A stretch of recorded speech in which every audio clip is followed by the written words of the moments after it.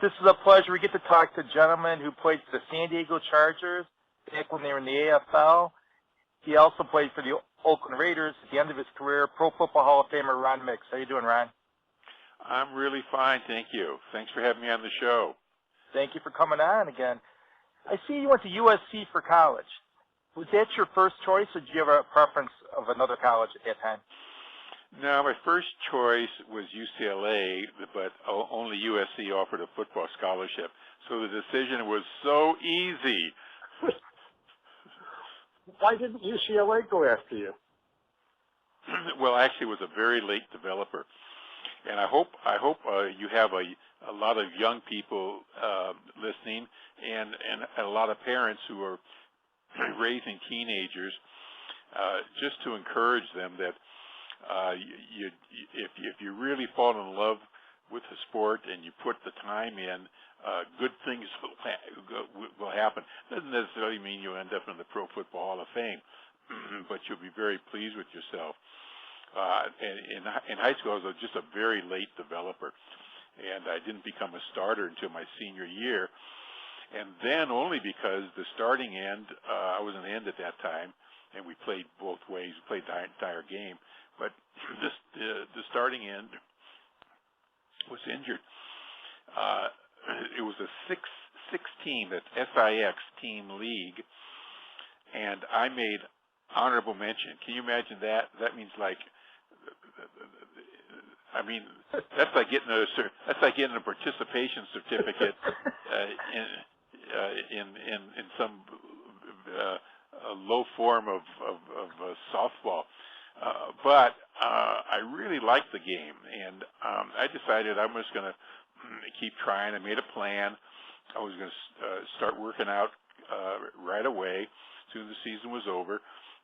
And the plan was to go to a junior college for 2 years and then go to UCLA. That was my dream school. And it just happened. I'm sorry you guys opened the door for this long story, but it's an interesting one. It just happened that year our league was playing an all-star game against another league, and the head coach of the all-star game from our league was my football coach. And it just happened that all of the really good ends that year were juniors. So the coach was literally stuck with me.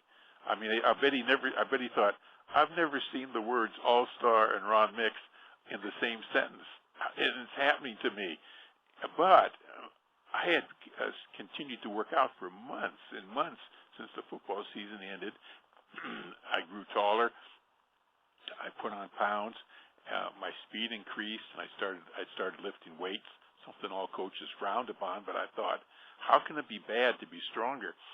I was really one of the few people that were lifting. And by the time of the All-Star game in that summer, I literally was the star of that team. And USC happened to see me, and they were the only school that saw me and offered me a scholarship. And then, can I take the story a little further? Keep going. And then, I was so thrilled. I couldn't believe I got a scholarship to the great USC. I was almost embarrassed because literally every one of my high school teammates during my senior year were literally better football players than me. That was prior to my improvement. And so I told myself, I'm going to make SC look good. I'm not going to have. I'm going to work out year round. I'm going to moderate my life both on and off the field to design just to become a great football player. I'm going to lift weights year round, something that really nobody was doing. I'm not going to have a single alcoholic drink. I'm not going to eat any sweets, because sweets at that time, at least the coaches said, were very bad for you, and no soft drinks. And I didn't do any of that stuff. And I mean, I know objectively that I could have had a beer now and then. I could certainly have candy now and then. But every time I consciously refused to do it, it just reminded me of what my goal was. And I just continued to progress. That finally, my senior year, I was captain of the team and made All-American and was the #1 draft choice of the Baltimore Colts. But the New England team, the Boston team, had also chosen me in the new league, and they traded me to the Los Angeles Chargers because I said if I had to go back east, I definitely want to play for the Colts, not a new league. Anyway, that's the long story. You guys sorry you asked? See what happened? We got all the time in the world. So you were co-captain with Willie Wood, right? Yep. And he was the first African-American quarterback at the Southern Cal. Yeah, it was kind of interesting, too, in that, I mean, what was interesting, you know, you got to remember the times that these were. This was in the late 50s. And Willie and I were captains of the team at a time when 99.5% of the fraternities would not permit us to be members because Willie being black and me being Jewish. But our essentially white Christian teammates decided we were the right guys to lead them and made us their captains. I mean, it's an example of how sports has really been one of the main reasons for, and most influential reasons for races and religions, the barriers falling down. No, you're absolutely right. I mean, because with Minnesota, they had Bobby Bell there, and their quarterback was black also. Sandy Stevens. So, was your line coach Al Davis at Southern Cal? I was an end first 2 years at Southern Cal, and Al was my position coach at end. And then I was my eyes started going bad, so I couldn't see the ball. Not a good thing for an end. And so they switched me to tackle, and my coach was the Hall of Fame center from the New York Giants, Mel Hine. Okay. Not bad. What was Mel Hine like? He was great. I mean, he was just. See, you guys weren't around at that time, so you didn't know how college coaches acted. They acted like mad fools. I mean, everything was screaming, yelling. We were on the practice. There was no limits to the amount of time you'd have to be on the practice field in those days. We were on the practice field 2.5, 3 hours. Every drill was full speed contact. And again, like I say, screaming, yelling all the time, except for Mel Hine, and to a lesser degree Al Davis. They were just a little more cool and collected. So you were mentioning Mel Hine, and then you said that you had Al Davis and John McKay were all out there at USC at the time? Yes, yeah. And of course, John McKay just went on to be one of the great ones. Don Clark took over the team when it had just been hit with sanctions. The school was penalized severely for doing something that just was fair as could be, paying the players under the table. What is wrong with that? Where are they supposed to get paid, right? I mean, please. They talk about the universities giving that it's sufficient for athletes to just get the education they get at universities. But I have to tell you, the truth is, and USC is a great university, but the truth is that the universities take up so much of your time, and your focus changes, unfortunately, for most people, and you're thinking football more than academics. That for the most part, you leave your university with not much of an education. At least in those days, because they took up so much of your time. Now I think they're restricted to like 20 hours per week of taking up a player's time in practice and meetings. Hugh McElhaney said he had to take a pay cut when the 49ers drafted him. Washington was paying him more money. That was probably true because, it probably really was true because I'll bet he's older than me. I'll bet he didn't get more than maybe $6,000 his first year.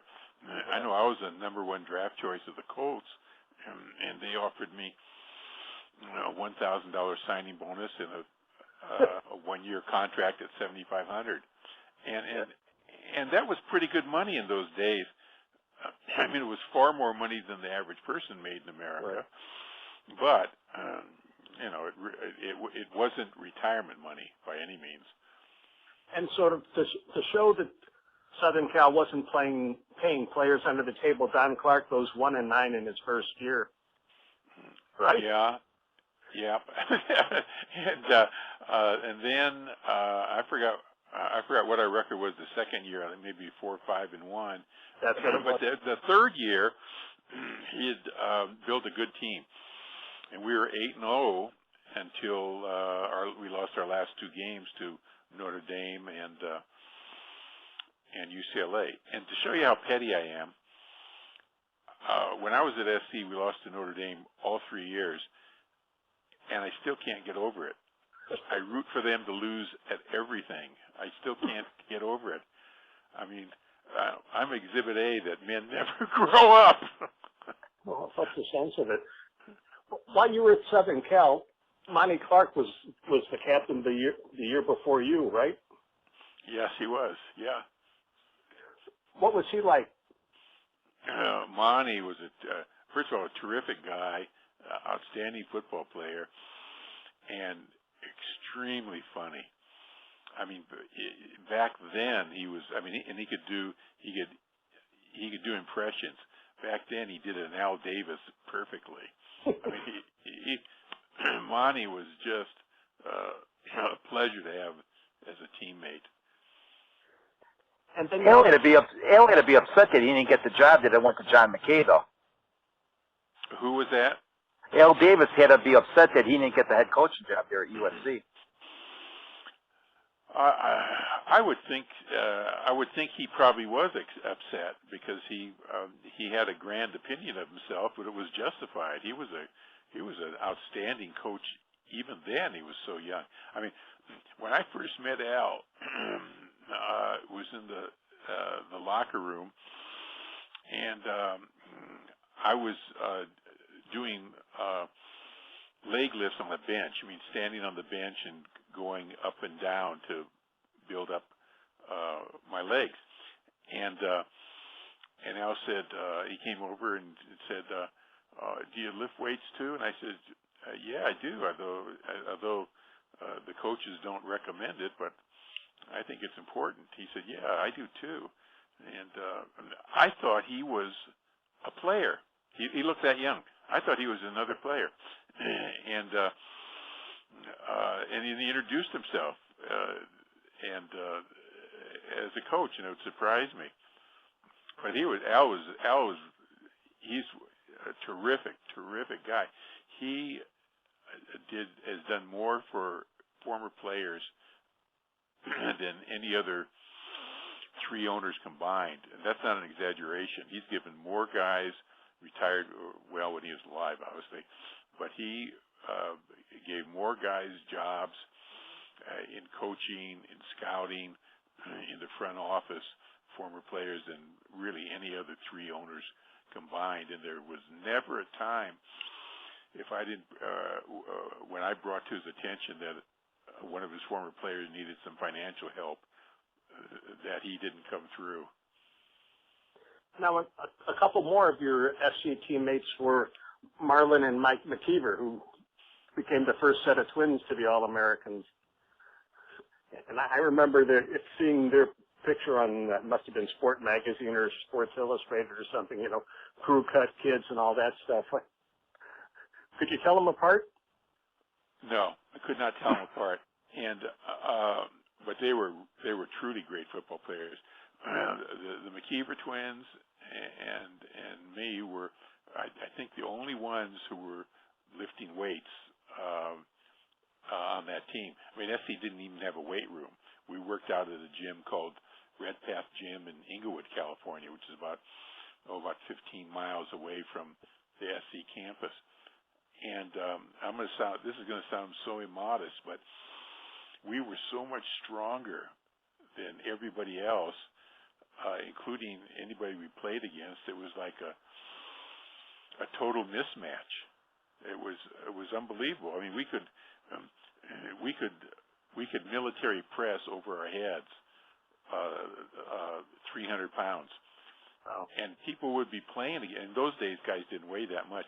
You know, we all weighed about 225, and guys would be playing against would be anywhere from 190 to 250.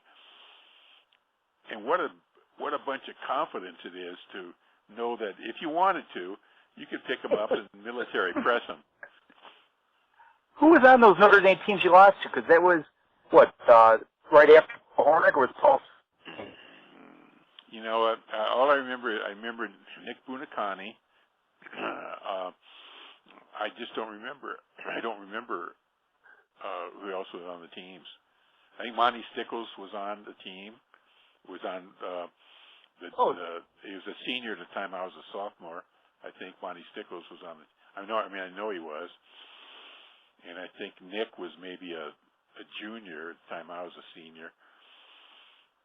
George Iso was the quarterback because he went number 2 in the NFL draft to the Chicago Cardinals, so he was on that team. Yeah. So they had some players. Now, for Los Angeles... Well, they always did. They always did, but the truth is also that they had a national audience all the time. And, I mean, they got great tradition, but the truth is that many of their players were very overrated simply because they got more than other people. Yeah. Now, if the Rams had drafted you instead of Baltimore, do you think you would have ended up with them? Yes, I wanted to stay on the East Coast. I mean, on the West Coast. That was my preference. And I wanted to start off in the NFL, not the AFL. But that Baltimore team was just loaded. I mean, you would have Johnny Unitas, Lenny Moore, Raymond Berry, Jim Parker on that line. Camps. Yeah. I think I could have broken the starting lineup. I mean, I'm very confident that I could have. I think you were just taking care of a fellow USC guy, Frank Gifford, since they beat Gifford in the championship. You figured, you know what, I'm not going to that team. Oh, you know, I'd forgotten about that. But see, we do hold grudges. Frank hasn't gotten over that, and I've never gotten over Notre Dame beating us 3 times. Frank insists he got that first down twice, and Donovan and Barry and all of them said they took lasers and measured. He was short both times. Wow. So you signed with the Los Angeles Chargers, and what was your introduction there? Frank Leahy's the general manager, Sid Gilman's the coach, and Darren Hilton's the owner. Yeah, Don Klosterman is director of player personnel. Don forgot to tell me that when he called me up out of the blue and introduced himself, and said that I might want to meet with him to give advice on in the signing process of the 2 leagues. So I'm telling Don everything about the Colts, and all along he's secretly the director of player personnel for the Colts.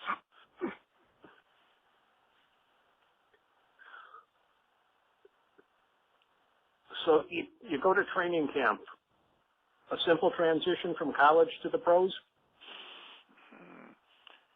Yeah, I'd only intended to play a couple years just to get enough money to buy a car and a house.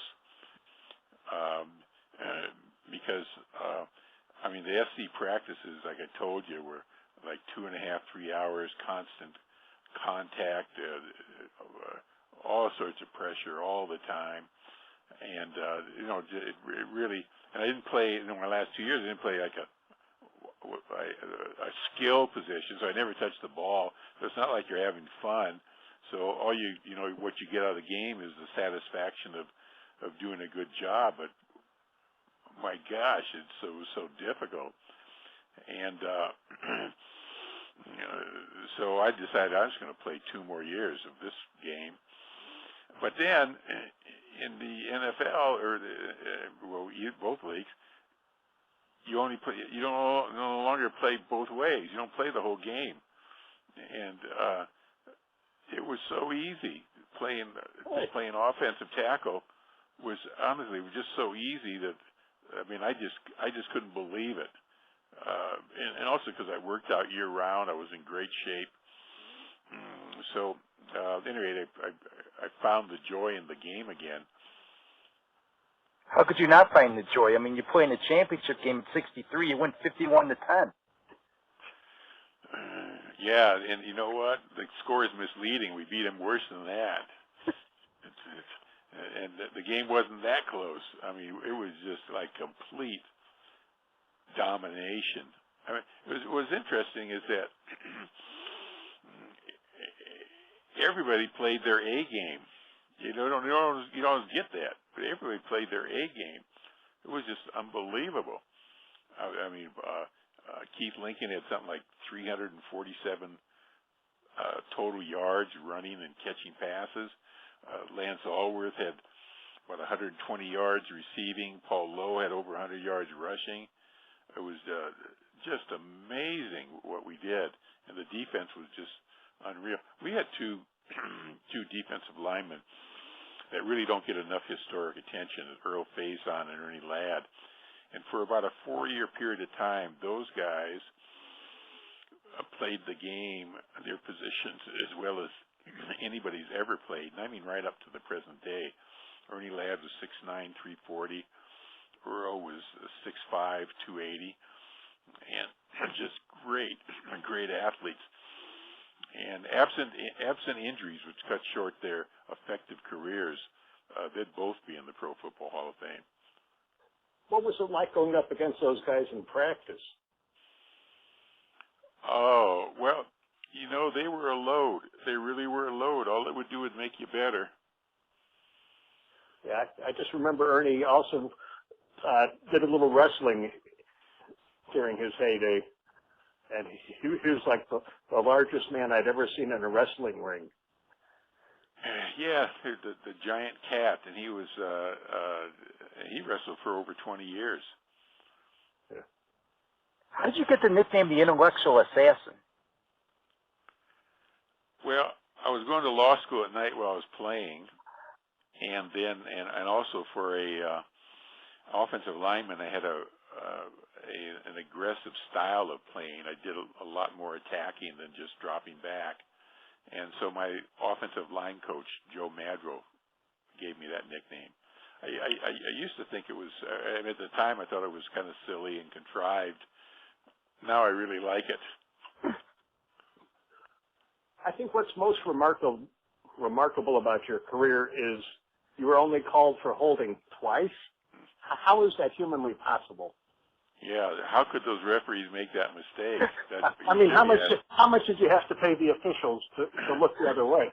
You know what? I didn't hold. I really didn't, and I really wasn't being facetious when I said, how could those referees make the mistake? I really didn't hold. Those were 2 bad calls. Here's the thing. This sounds holier than thou, but I don't know how you can take satisfaction in doing a job well if you cheat. Yeah, that's just the way I felt. And now it's more like a sumo match when the offensive line and the defensive line get together. Yeah, and also Joe Madro, my line coach, he used to tell us offensive linemen when anybody did hold, he said, he'd be screaming and say, you know what, you're never going to make 15 yards on offense in your whole life. You never touch the football. And so that was always ringing in my ear, too, that I never really gained 15 yards, so I shouldn't cause the team to lose 15 yards. Did you ever go up against Deacon Jones and get head slapped? Yeah, we played against each other 3 times, and the first time I give to him, and but then the next 2 times I give to me. I think I figured out the head slap, and I figured out that when he's reaching out to slap, attack,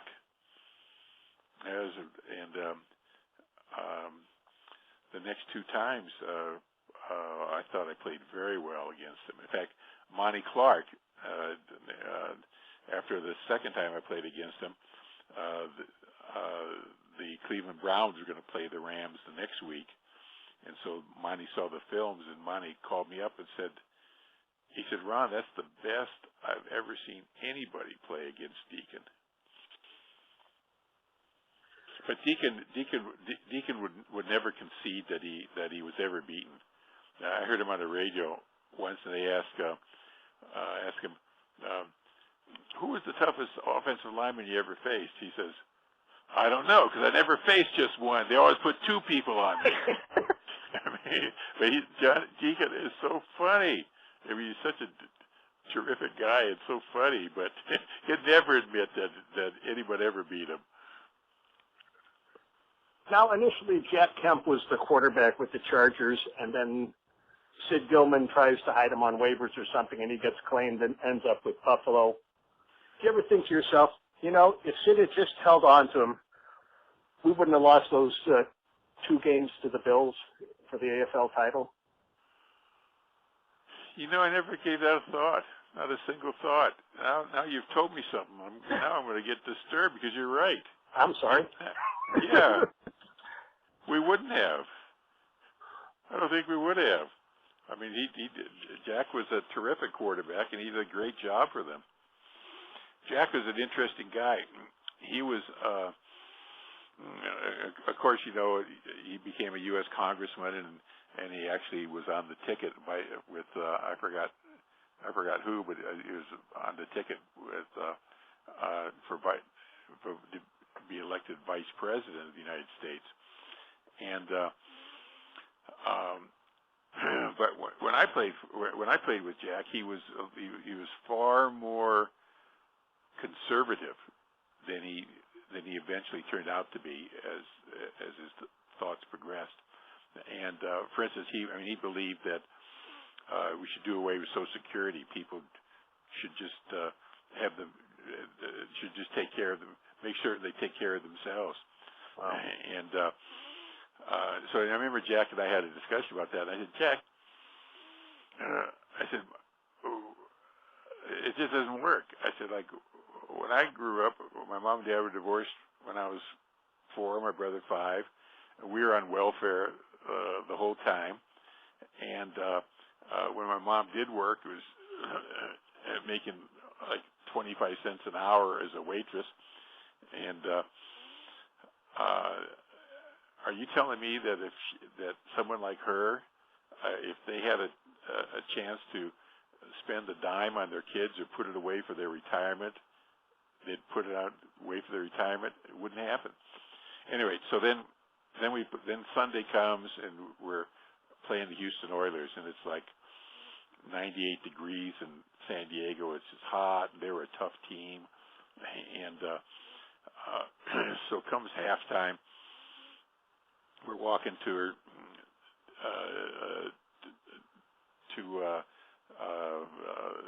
what do we call those rooms? I forget. Whatever. Locker room? The locker room, yeah. We're walking to the locker room, and I hear Jack say, Ron, I want to talk to you. And I think he's going to ask me, would a quick toss around the end work? Or do you think you could hook the guy? Something like that. He says, I've been thinking about what you said, and you're right about that Social Security. What? Jack, we're in the middle of the game. I'm exhausted. What are you talking about? But he was just so obsessed with politics and public affairs. I mean, that was like Exhibit A of just how obsessed he was. Middle of a football game, he's thinking about our discussion. Yeah, he was the vice presidential nominee under Bob Dole. Yeah. Gilman wanted John Hadle to be the quarterback, but you guys won the championship with Tobin Rote, who had played in the NFL. He'd gone to Canada, and he came back, and he's he's 35 years old. Was there any inkling that he was going to help you guys win an AFL title? Which, Tobin or? Tobin, yeah. Oh yeah, I mean right away, absolutely right away. He just had an immediate grasp of the game and was just so slick. And but his arm was going. I mean, he made Lance Allworth famous because he'd throw those big floaters that would fall short, and Lance would have to come back and jump like a deer. Dare I say Bambi? Jump like Bambi, which was Dan Lance's nickname, as you know, to catch the balls. But by the next year, Tobin's arm was just completely gone, and John had to take over. But John needed that year to develop. Well, who was the toughest? Hadel wasn't a passing quarterback at Kansas, which, you know, I was amazed that he had the success that he did. Yeah, you know, and I thought magic.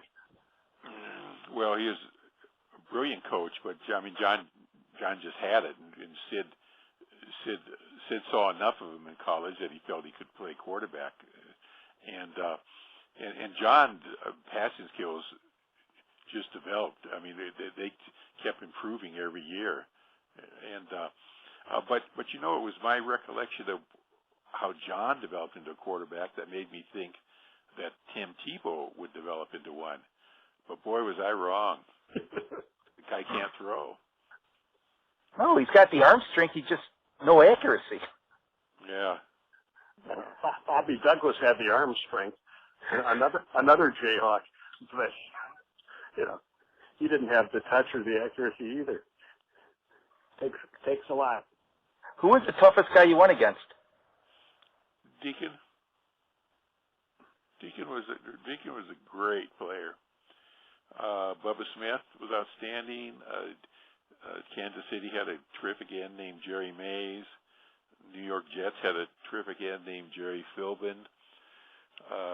Denver, for a short period of time, had a terrific end named, get this, Tombstone Jackson.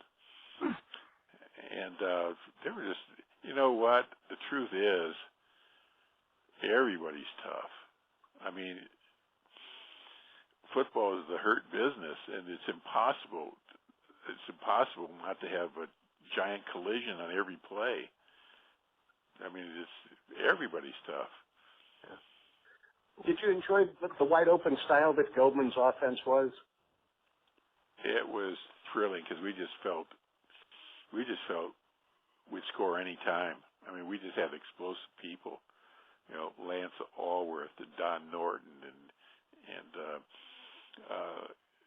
Keith Lincoln and Paul Lowe and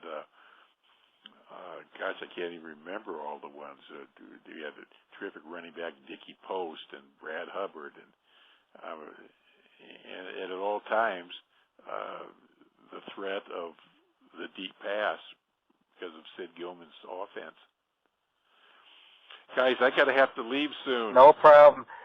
A couple more questions. I see that Gene Klein retired your number, then unretired it because he hated the Raiders when you went there. Did he ever get it retired again? Yeah, Gene, I complained to Pete Rozelle, and Pete ordered them to retire it, so they retired it. And then 2 years later, they brought it back, and by then I don't know what, I just was tired of the whole thing, and so didn't do anything about it. When you went into Canton, what was that like? You know, I'm not sure I really appreciated it immediately. When I was first called up about it, I was just thinking, another honor.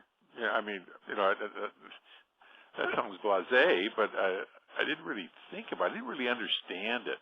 I didn't have a full appreciation for it until that first luncheon that takes place. And when I was inducted, and every year there's a luncheon just for the players, and the players stand up and say something about themselves and talk about interesting things in their lives and what was important to them.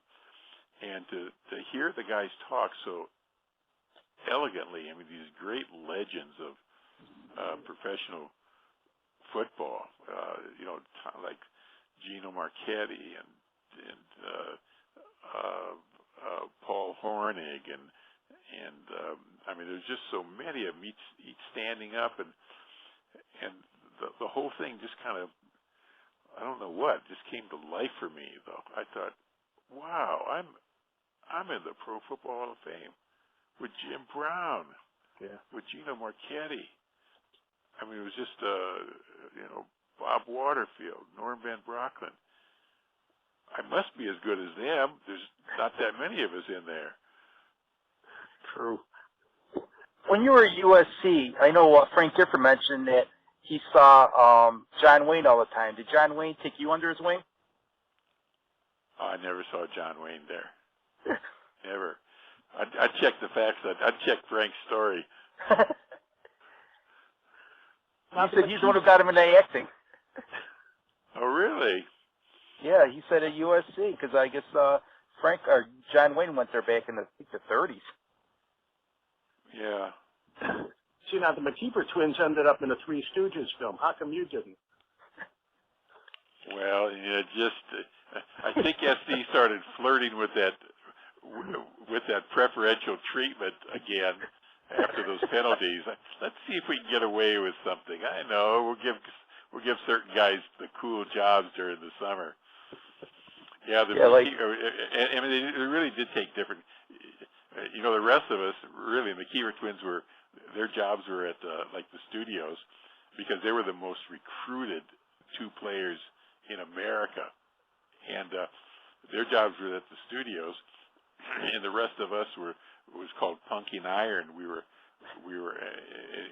they were laying in cement on the LA River, and so we were working construction. We would carry these like very heavy iron bars that would then be set for them to tie in grids and before they laid the cement.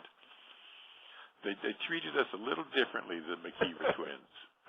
They did that too with Ron Yari. Ron said that he never saw O.J. Simpson or Mike Garrett other than at practice. Well, see. So no respect for the offensive lineman. No, and Ron was a great player. He must have been really highly recruited. He should have asked for more.